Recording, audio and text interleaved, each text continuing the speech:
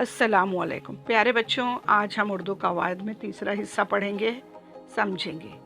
बच्चों, हर ज़बान को दुरुस्त तरीके से सीखने, बोलने, लिखने और पढ़ने के कुछ उसूल और क़वानीन होते हैं। इन क़वानीन को कवायद कहा जाता है। आज बच्चों हम हुरूफ़ इस्तिफ़हाम, हुरूफ़ ताकीद, हुरूफ़ तरदीद, हुरूफ़ तशबीह, हुरूफ़ साकिन, हुरूफ़ मुतहरिक समझेंगे और मिसालें देखेंगे।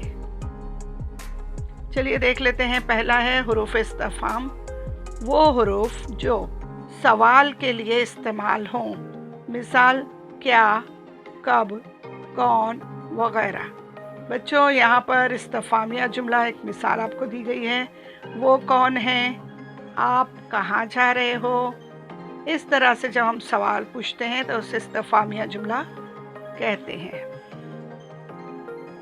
हुरूफ़ ताकीद, वो हुरूफ जो कलाम पर ज़ोर देने के लिए इस्तेमाल किया जाए।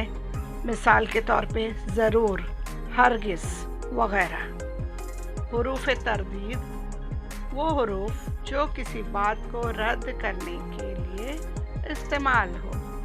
मिसाल के तौर पर चाहे, ना वगैरह। हुरूफ़ तशबीह, वो हुरूफ जो एक चीज़ से दूसरी चीज़ की मानिंद ज़ाहिर करने के लिए इस्तेमाल हों। मिसाल के तौर पर ऐसा, वैसा, जैसा वगैरह।